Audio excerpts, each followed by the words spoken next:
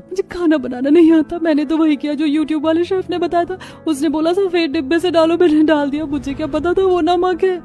हे भगवान, यूट्यूब से देख कर बनाया, मेरी किस्मत ही फूट गई।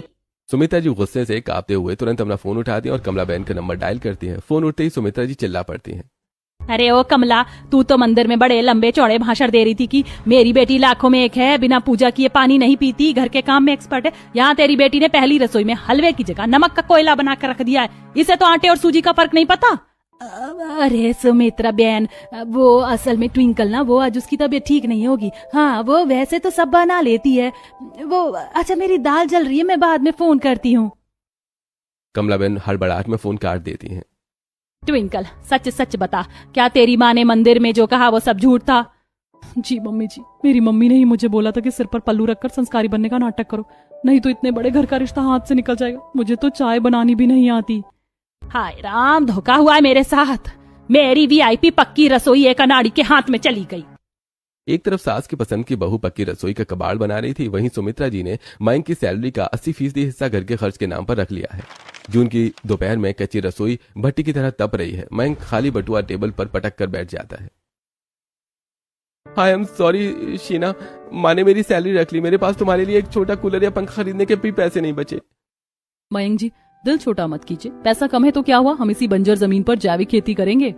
इस चिलचिलाती धूप में खेती, पर इससे ये झोपड़ी ठंडी कैसे होगी? हमने जो बीज उगाए हैं उनमें से जब दीवारों के सहारे कद्दू, लौकी और खीरे की बेलें आएंगी, जब ये हरी पत्तियां पूरी छत को ढक लेंगी, तो धूप अंदर नहीं आ पाएगी। हमारी कच्ची रसोई बिना एसी कूलर के ही एकदम ठंडी हो जाएगी। वाह शीना, बेटी की पसंद सच में कमाल की है। दोपहर के 2 बजे हैं। सुमित्रा जी के घर के अंदर बनी पक्की रसोई का नजारा किसी 5 स्टार होटल जैसा है। वहाँ branded chimney, double door fridge, बड़ा माइक्रोवेव और हजारों रुपए के कीमती कांच के बर्तनों के सेट सजे हैं। लेकिन ट्विंकल ने इस आलीशान रसोई का कबाड़ बना रखा है। सिंक में झूठे और कीमती बर्तन कचरे की तरह बिखरे पड़े हुए हैं। गैस स्टोव पर दूध उबलकर बह चुका है और फ्रिज में पुरानी सब्जियां सड़ रही हैं। उफ, इस 2 कौड़ी के किचन में खड़े होकर मेरे हाथों के सारे महंगे नेल पेंट खराब हो जाते हैं। इतनी गर्मी है, ऊपर से खाना बनाना मेरे बस की बात नहीं है। ट्विंकल कढ़ाई में अधकच्ची सब्जियां डालकर छोड़ देती है, जो नीचे से जलकर कोयला होने लगती हैं।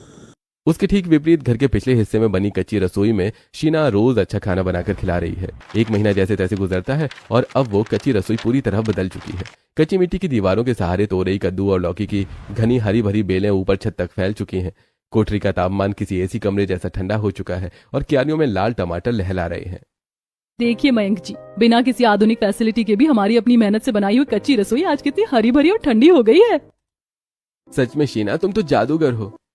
जो सुकून माइक्रोवेव में नहीं है तो क्या हुआ, इस सिलबट्टर पर पिसे ताजे मसालों की जो खुशबू और शुद्ध स्वाद है वो कहीं नहीं है। अगले दिन सुबह का समय है। सुमित्रा जी हाथ में थैला लिए घर के बाहर सब्जी के ठेले के पास खड़ी हैं। तभी उनके घर काम करने वाली विमला और पड़ोस की शीला हाथ में ताजी हरी भरी तोरई और मिर्च लेकर वहां से गुजरती हैं। अरे सुमित्रा बहन, तुम यहाँ धूप में बाजार से ये बासी और महंगी सब्जियां क्यों खरीद रही हो? तुम्हारे घर के पिछले हिस्से में तो सब्जियों का खजाना खुला है। क्या बकवास कर रही है शीला? कौन सा सब्जियों का खजाना? शीला बहन ठीक ही तो कह रही हैं। आपकी जो वो बेटे की पसंद की बहू है ना शीना, उन्होंने पीछे की कोठरी को हरी बेलों से ढक दिया है। वहाँ इतनी ठंडक रहती है और देखो उन्होंने अपने हाथ से तोड़कर हमें ताजी तोरई और मिर्चें मुफ्त में दी है। पूरे मोहल्ले में उनकी तारीफ हो रही है। सच कहते हैं सुमित्रा, तुम्हारी वो सास की पसंद की बहू तो बस नाम की आलीशान है। असली लक्ष्मी तो बेटे की पसंद की बहू है, जो कच्ची रसोई में रहकर भी सबका दिल जीत रही है। सुमित्रा जी गुस्से और शर्म से पानी पानी हो जाती हैं।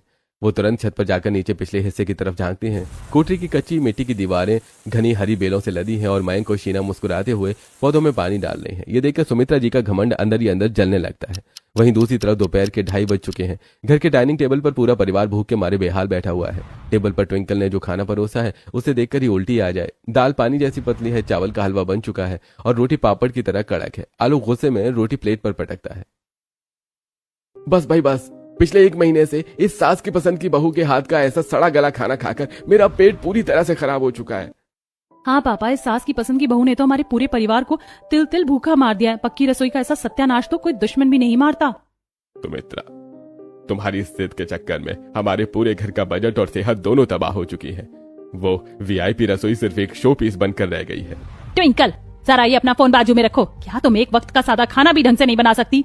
वो मम्मी जी, इस भयंकर गर्मी में गैस के सामने खड़े होकर खाना बनाना मेरे बस की बात नहीं है। मेरी स्किन टैन हो जाती है। अगर आप लोगों को खाना पसंद नहीं तो बाहर से ऑर्डर कर लीजिए, वरना भूखे सो जाइए, मुझे कोई फर्क नहीं पड़ता।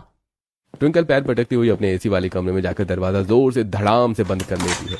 शीना रोज शाम को मिट्टी के चूल्हे पर अपने बगीचे से ताजी सब्जियां तोड़कर हाथ से सिलबट्टे पर ताजा मसाला पीसकर बड़े प्यार से खाना बनाती है।